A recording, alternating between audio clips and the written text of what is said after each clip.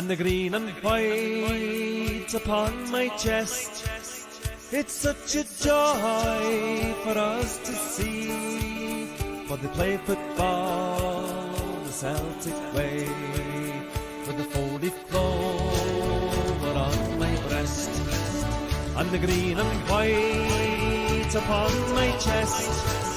It's such a joy for us to see, for they play football the Celtic way, for they play football.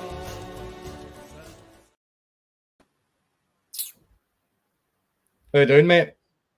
I'm fantastic. Yourself, pal? Aye, doing well. I thought we were going to be having a doom and gloom post-match podcast there, but thankfully the subs come on, mate, to save the day. Aye, never in any doubt.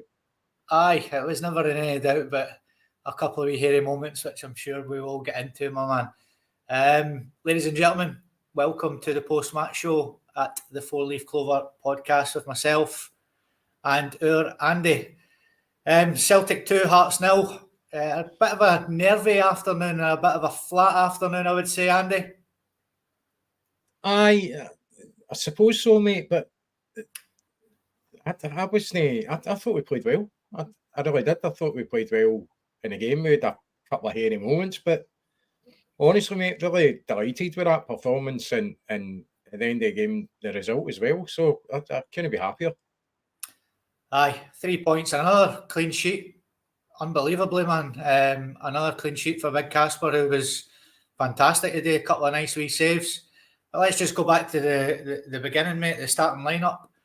I think a big shock for everybody was Bernardo getting dropped. No Engels coming in, but Bernardo getting dropped especially. Aye, I really couldn't see that happening, I've got to be honest, because I could just see Rodgers sticking with Bernardo. If anybody, I thought maybe he might have changed up Hatate a wee bit there, but yeah, I really wasn't expecting Bernardo. I think he's had a good start to the season. Plus the fact his last game against Rangers, I thought, a lot of people saying him as a man of the match. So very unfortunate to miss out in the starting lineup today. I think I know we want to see Engels, I know, but I think you need to earn your place in this team. Bernardo done absolutely nothing wrong to lose his shot, so I think as long as he's strong mentally, that hopefully he's not going to take it in the wrong way that, he maybe seen Matt O'Reilly leaving and his chance to actually grab that jersey and all of a sudden Engels is in and he's going, is this going to happen again? Especially after the last game he said, it's, in my personal opinion, I'd have started Bernardo just because he deserves it, mate, and he's done nothing wrong. Aye, for me, when I seen the starting lineup, I obviously work nights, ladies and gentlemen, so I was literally just at my bed and I seen a text from Andy saying Engels in for Bernardo, and I was like, what the hell, I watched an interview with Brendan through the week and they spoke about Rio Hatate, and what he said was, I didn't even know this, that he went away with Japan for the 2 games and he didn't even get a minute's game time. So that was a lot of travelling for him. Obviously coming back as well, he must have been absolutely shattered, and that would have been the perfect person to replace in the team. And I thought Rio had quite a bad first half, mate, to be honest. There was a lot of wayward passes for him, which isn't like him. And the one word that Brendan Rodgers said about Hatate for him to get international games is he needs to be more consistent. And I think one of that game of the day just showed that really, mate, he isn't consistent, which is lacking in his game. We know there's a brilliant player in there, but very inconsistent. And again, that showed the day. And you're bang on it. I think Bernardo should not have lost his place. Just one thing I wanted to talk about, mate, was the bench. I think that's the best bench I've seen at Celtic for a long, long time. I think we spoke about it before as well, that we've trimmed the squad, but we've got really good quality on as well, because you look at the bench and you know that the guys can come on and perform as well, and the guys that start the game, excuse me, it's giving them a run out as well, the guys, to try and make an impression for the start. But if they're not doing it, we've got the good quality come on there and take their place, or just getting fresh legs on give him a rest. Because let's be honest, we're going to need this squad. You know, the amount of games that we're going to be playing. Every player's going to get used, in my opinion. So, and that's gone without any injuries or suspensions either. So, everybody's going to get an opportunity, I'd imagine, because the quality certainly went up. When you look at the bench, absolutely, mate. Aye, and there it's there, mate. We'll just get it up. Look at that, you know, Trusty, Palmer, Ida, Valier, McCowan, Bernardo, Forrest, and Ricky. Very, very solid looking bench here, and you know, we did eventually need them in the end to come on it and change the game to get us over the line. So, aye, fantastic to see. So let's get into the game, Andy. Straight away, one thing that Celtic have done this season is start very quickly. It didn't look as though that was the case today. It took us a wee while to get going, but the first chance came in the 3rd minute of the game. It was pretty much like the Maeda goal against Rangers, with Kuhn and Johnson playing down the right-hand side. They had some nice interplay. And the ball got played in, and our new guy straight away, mate, Engels, just wide with his first shot of the game. Aye, just passed. Good move. And as you said, it was early in the game. I know something I've been used to with Celtic is, you know, having that quick start. But as you said, it was something, they weren't quite at the races, apart from that chance, right enough. But I still think we played some really good stuff as well. You could look at that game and say, listen, I thought Celtic were going to win 5-0 today, right? I thought they'd have hammered them because Hearts have been absolutely rotten. And I don't think there were any great shakes today either. I think you can look at any kind of chances that they've had, or kind of took it that it's us that's kind of gave them opportunities. We kind of sitting off the ball when we shouldn't have, or kind of pressed when we should have pressed. I certainly wasn't impressed with Hearts. I think they done very little in the game. They deserved nothing for the game. And we might have been a slower start than usual, but as I said when we first came on, and now I wasn't concerned at all about that game. Even when you think it's still fairly tight, sitting at 1-0, that I'm no concerned. I've got absolute belief in our team, the way they play, and they always come up with the goods, mate. So whether we start slow or start really quick, I'm absolutely convinced that we are going to get a job done, especially domestically. Aye, we've got enough, you know, like we just alluded to there, on the bench, and you know, to come on if it isn't working and change games. And again, that's certainly what happened today. Hearts were definitely relying on set pieces, you know, that long throw and bringing the big hammer throwers up, the 3 centre halves for defence and things like that. And that was their game plan. And listen, it didn't work for them, thankfully. So on the 9th minute, I thought Kyogo was very lucky. He left the fit on and Craig Gordon. I thought it was a bit naughty for him. He's not a dirty player at all, obviously, but very lucky not to get a yellow card for that, Andy. The one on Gordon, I think the keeper kicked him, mate. Honestly, because Gordon brings the ball down and goes to kick it, and Kyogo comes in between him and the ball. And Gordon actually kicks him. That's how he gets injured. I really don't see a foul there. Maybe it's just me, but I don't. I think Gordon's the ball. He's put the ball out in front of him to go and kick it, and Kyogo's closed him down that quick. He's went to kick the ball, and he's actually kicked Kyogo. Well, there's some good news there. I didn't know that. They're bottom of the league after that performance as well. So sometimes you get what you deserve in life. And 1888 agrees. Only gripe today was Hatate. Awful. He was terrible today. Just one of them. Hatate, though, see, even though he wasn't at his best, or he was pretty poor in certain instances, he still had a good bit of fight in him. I noticed that. When he did lose the ball, he was doing his best to try and get it back. You know, it's not as if he just down tools and went, I'm having an absolute stinker, so what's the point? He did try and get the ball back, so I'll give him credit for that. He kept trying, mate. He certainly did. So a minute after that wee incident involving Hatate and Kyogo and Craig Gordon, Hatate played his only fantastic pass of the day, and he set Kyogo clean through and goal.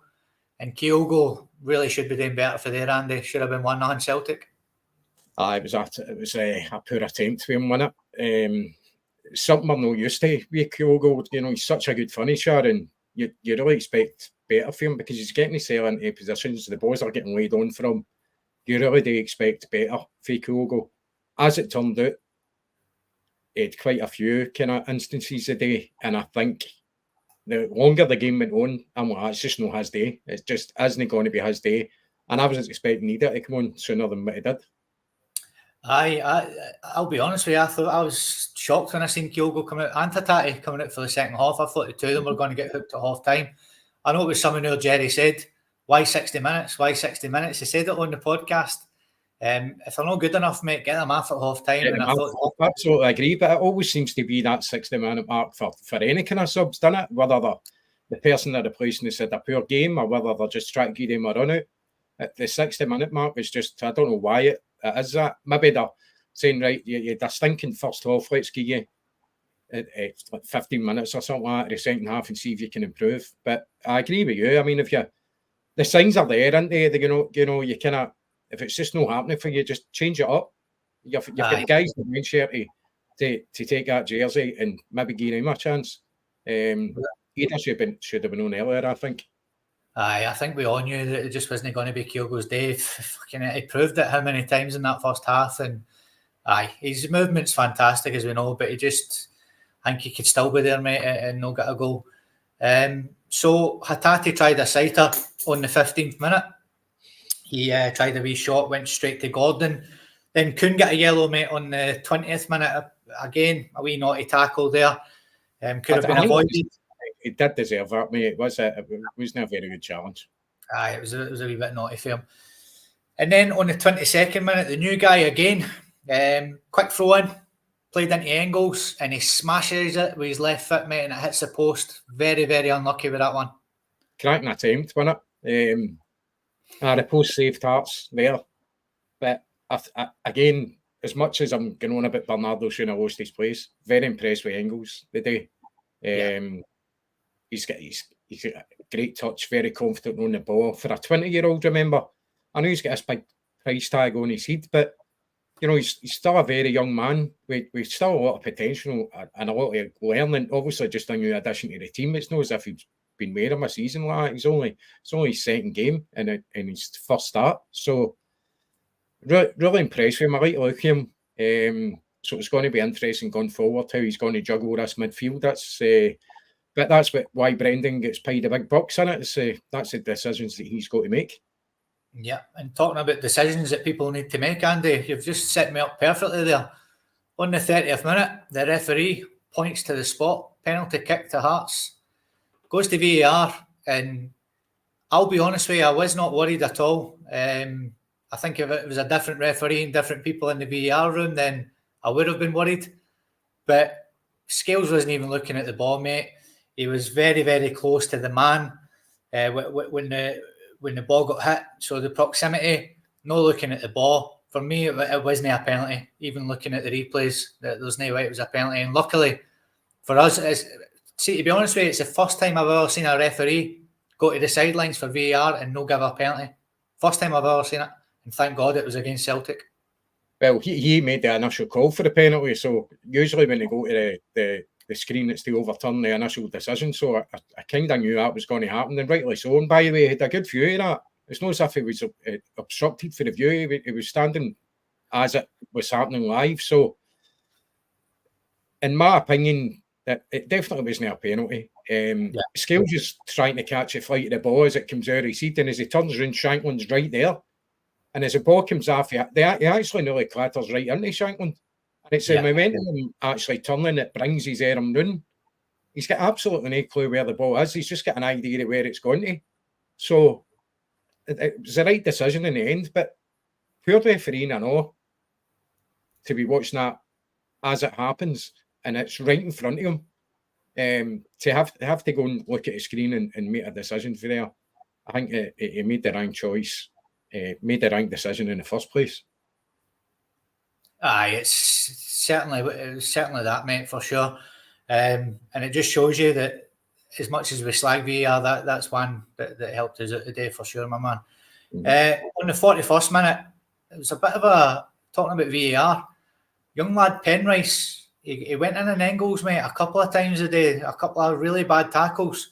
And the one on the 41st minute when he got a yellow card for it, I was pretty surprised that one didn't go to VAR. I thought that was very close to being a red card against Engels, mate. It was a shocking tackle on him.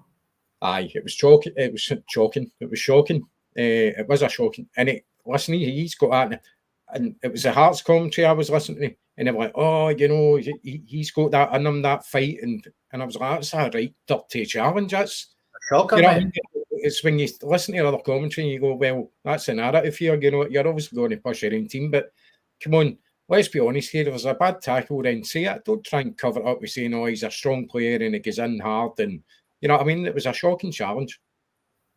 And just literally on the half-time whistle, mate, Maeda got the ball on the left-hand side, played a lovely ball in that caught everybody by surprise, I think. Fell to Kyogo, hits it. Great save for Gordon, but he pushes it into the path of Kuhn. And Kuhn has a shot in it, and Hearts literally clear it off the line just before the half-time whistle, mate. Aye, another great opportunity. And Kuhn, I really like Kuhn. I think Kuhn is so lively. His intentions are always there to get the ball forward and try to just put it into the danger zone. He did cut in inside quite a lot today, Kuhn. But he does that anyway. In fact, he usually goes down the outside and tries to get the ball there, but he came inside quite a lot today. But a very busy player. I think he's good. His energy as well. We're going about Maeda's energy, and he's relentless. Kuhn for me is up there with him when it comes to putting the effort in. You know what you're going to get out of him, 100% effort. And I thought he had a really good game. But that was a great opportunity there, mate. Aye. But there was many of them. There was many of the opportunities. See if you calculate the amount of chances we had. They're talking about 20 or something like that. So as much as we wanted more goals, we should have had more goals. If we were more clinical, we would have absolutely hammered them because the chances were there to do it. But it wasn't to be. Aye. So then the first half finished, Andy. Celtic 0, Hearts 0, surprisingly. I was with you. I think I had the 4-0 and you were on the 5. No goals, mate, but plenty of chances, as you said. Just for me, it kind of felt a bit flat. I don't know what it was about the game today. Maybe it was just coming back to international break. I don't really know. I can't put my finger on it. But it'd be interesting to see what Brendan's got to say about it once we get off here. Just gauge your overall thoughts, mate, on the first half. Mate, I know you're getting goalless, but happy enough because you know that the play was there. We were playing good stuff.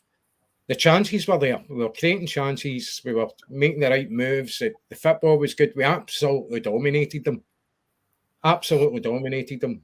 They offered very, very little. So, not concerned and quite happy. Do I want to get 5-0 up at half time? Of course I do. But, sometimes it doesn't work out. But, as I said, the confidence is there that no matter what, we're going to beat whoever we're up against. That's the way I feel though now. We're a Celtic team that they're very composed on the ball. I think there was a couple of times a day where the wee Jeepers Creepers go to them now at the back and that, they were getting a wee bit kind of sloppy with losing the ball. But overall, in that first half, very happy. I thought we played some really good stuff. And I was absolutely confident that the chances were going to eventually be converted. Aye, and Shell's probably hit the nail on the head there. They're reserving their energy for midweek. Good one here for James as well, mate. Who starts on Wednesday, Bernardo or Hatate? I think for me, after today, it's got to be Bernardo, and I think if you look at last season, Andy, he did use Bernardo in the Champions League games, and who done very, very well on the European stage. So I think Hatate can't have any complaints, mate, if he's left out on Wednesday. No, I think Bernardo definitely deserves to start, mate. I don't think he's going to take Engels out of the team. If it would need to be Hatate. So Hatate will need to watch what he's doing or he will lose his place because Bernardo's showed it for us that he's a very talented player. And obviously the young boy Engels looks the part as well. So he's got real competition. And if he doesn't up his game and get his finger out at times, then he is going to lose his tap, and he can forget about getting taken on international duty, because he'll definitely be out the picture if he's not even in the Celtic team. Aye, spot on. Brendan was spot on the other day when he used that word consistency. It's just not there for Hatate. But see, you think about it, Scotty, he's not really had anybody to push him. No, really. Nobody's really been pushing for his place. Yeah. We've got real quality in that mid. Not that we didn't before. Obviously we did, but I think we've got a more compactness with quality, that you know exactly who's going to come on and take their place if they're not playing. So he needs to be like Nuri Shuda and up his game a wee bit, mate. Aye. So I was screaming for Penrice to get a red card, and I'm kind of glad he didn't now, because he gave us a wee penalty. So went to VAR again, Andy, but 100% a penalty kick. Aye, it's not even the same as the Scales instant at all, in no way. And I can see what the boys try to do, because as the ball's coming out, he's went up, he's thinking that ball's coming towards his face. So he's done that as if he's going to come up to protect his face, but obviously, and he's saying that, oh, my arms were doing this. No, they weren't doing this side. They weren't doing the side of your body, mate. He brought them up to try and protect his face, and the ball's hit his on. So it's pretty obvious, something. It's pretty straightforward. It's an absolute penalty.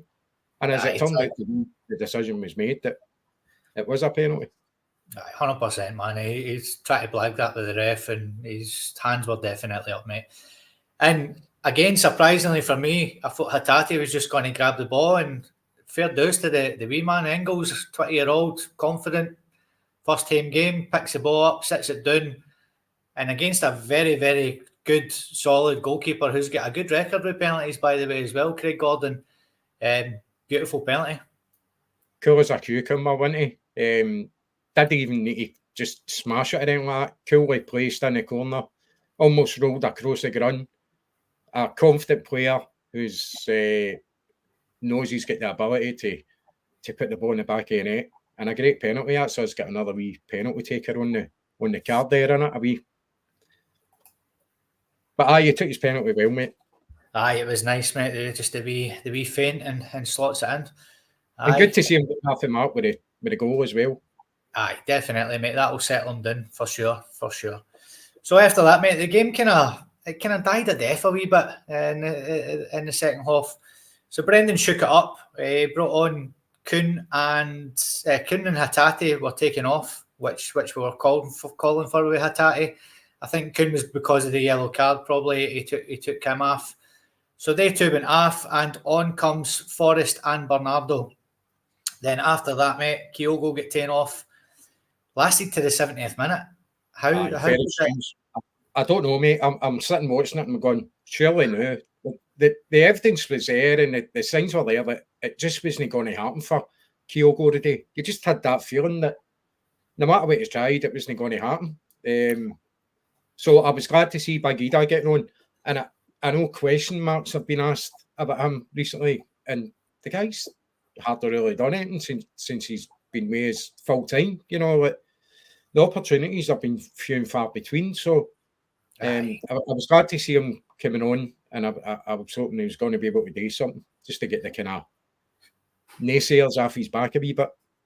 I think Kyogo should have got 10 minutes in that second half, and then that was a perfect opportunity, that game. Once the penalty goes in, we're up 1-0. Get Kyogo off and get minutes in this boy's legs. Yep. It's just a baffling decision for me, but like you said, that's why he gets the pop stars wages and we don't, mate. Yep. So after that, my man, that's how he's wearing the Gucci belts.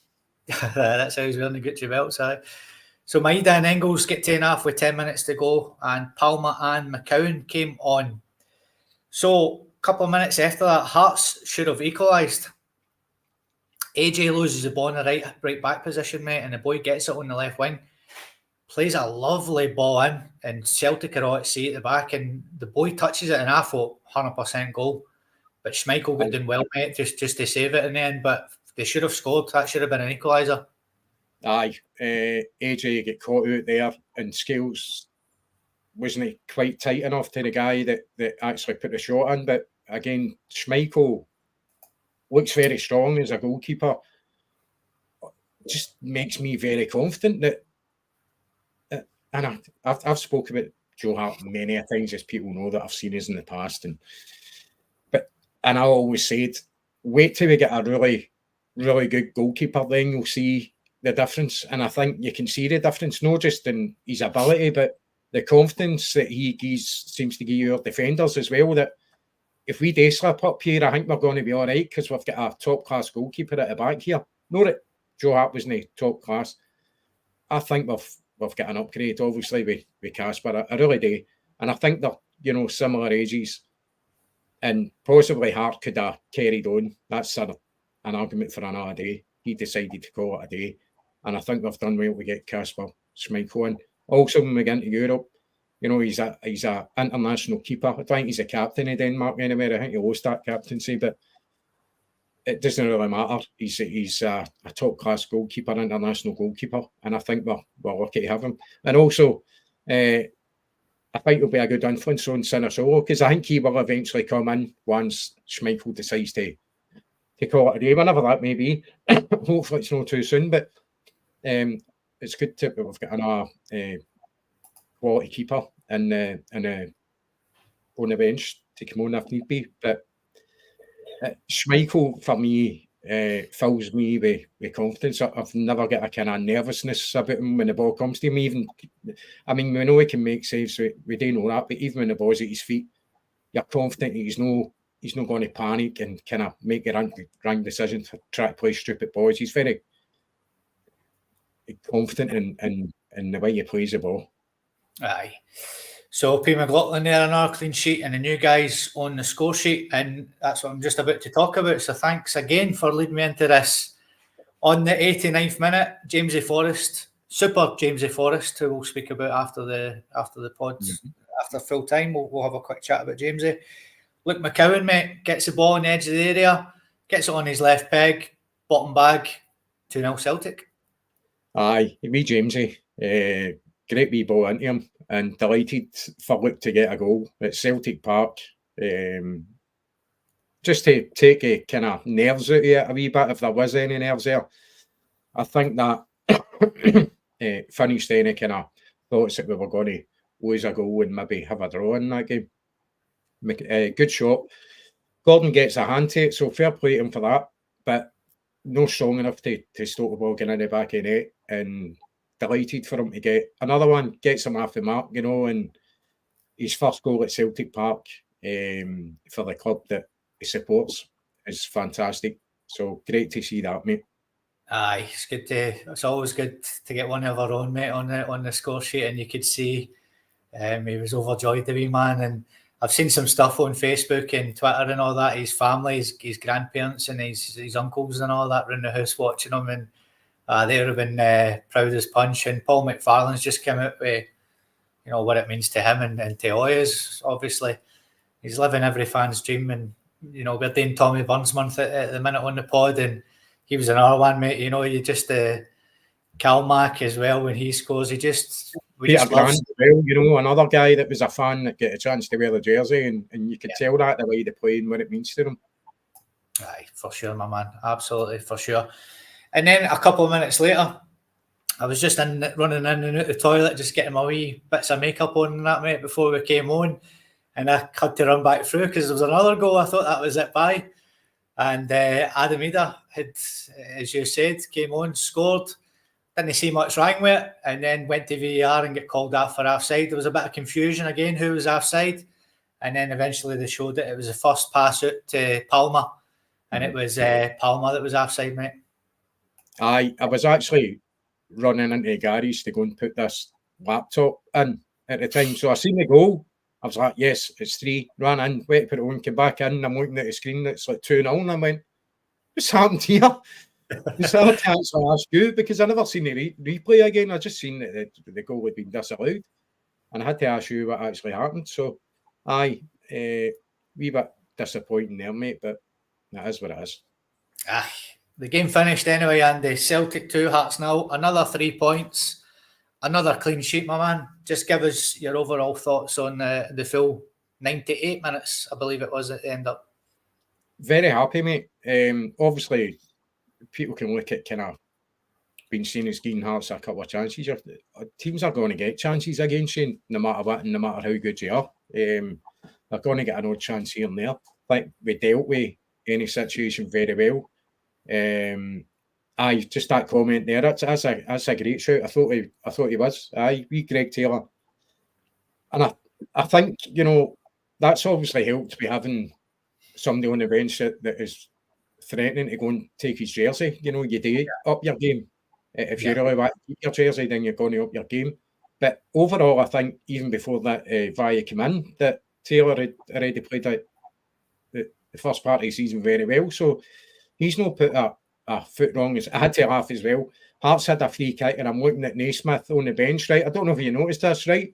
You could actually hear him as well when he's shouting, down the right side, obviously trying to target Taylor. And I'm like, bring it on, mate. Taylor's got him on toast. You know what I mean? The wee man's been superb. But very happy with the 3 point. That's the most important thing, but also the performance as well. Really played well. Could we be better? Of course, we could be better in every game, but can't be disappointed with that, mate. I win at home, another 3 points, no injuries, clean sheet. So delighted, mate. Aye, and just touching on Taylor, I seen Brendan's press conference and he was asked about his contract situation. I think he's out of contract, isn't he, in the summer, and Brendan said, he does want to keep him, so hopefully we can get our 2 fullbacks tied down on sort of long-term deals. Mm-hmm. We did speak about, let's be honest, we did speak about an upgrade on Taylor in the summer, about bringing in an upgrade. But like you said, he's had that kick up the arse with the boy coming in for Barcelona, and his game has certainly went up a notch for sure. So is he playing for a contract, or is he playing because he's got somebody, tapping him on the shoulder? Doesn't matter, because he's putting the performances in, and that's only good for us.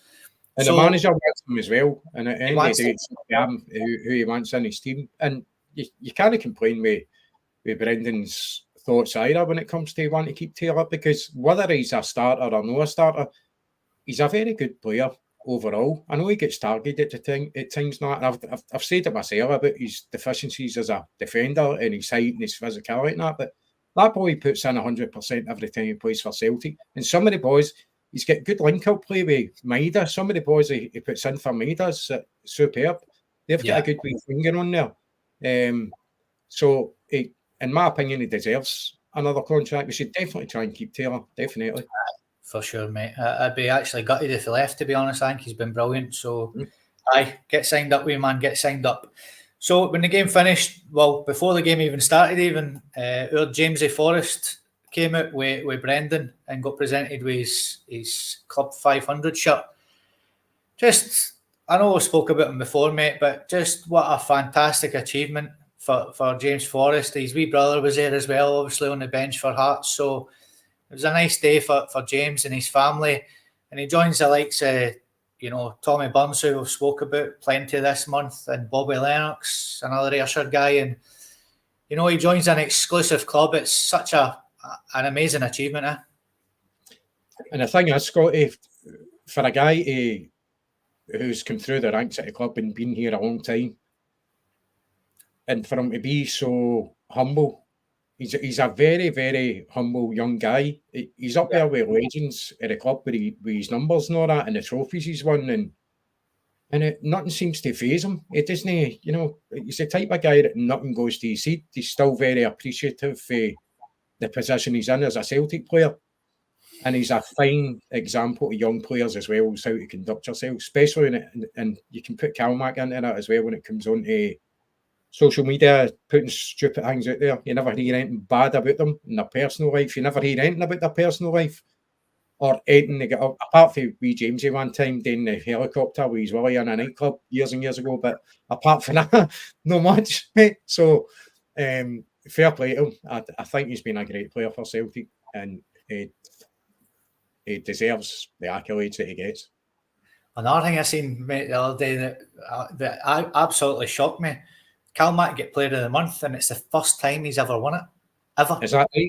And all the times he's that's pretty shocking, isn't it? When you think about it, incredible stat, man. When you think about that, isn't it? He's been great, mate. He really has, and he's obviously come in with his goals and all that. And worldies as well. There's no wee tap-ins in there. They're just fantastic goals. We know that Cal might score that in his locker, but he's a Celtic captain and he's somebody that takes his role very seriously. He's the ultimate pro, and the fact that he's retired from international football is going to benefit Celtic in the long run. It's going to extend his career, I think. He's got to give him more, because that's a guy that, as an MD in world football, it's played more games consistently than him over seasons. 60 odd a season, mate. Very rarely missed a game. So, I think he deserves a wee rest now and again. Aye.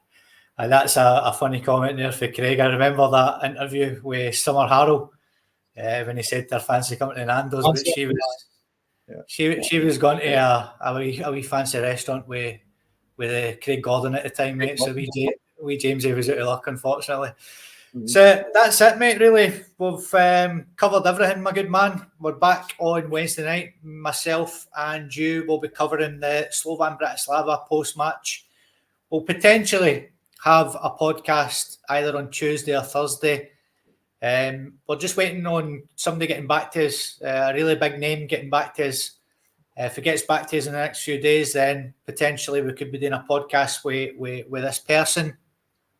We've got Simon Donnelly confirmed for the Wednesday after for the final part of Tommy Burns month. I just want to thank you all. There's close to 150 on at the minute just watching us, which is incredible numbers. Please tell your pals about this podcast. We've only been going a month. We've surpassed the 500 subscribers already. Please like, share and subscribe. Just hit that subscribe button. It doesn't cost you anything, folks. And give us a wee bit of support. We want to get to that 1,000 mark so we can start bringing out better content for you and doing other things with the channel. That's it. Myself and Andy will see you on Wednesday night straight after the game.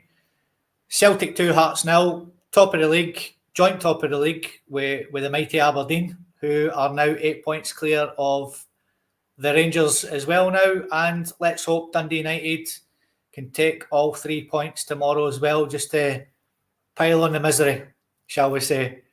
We will see you on Wednesday night from myself and from Andy. Thank you very much. Money hoops.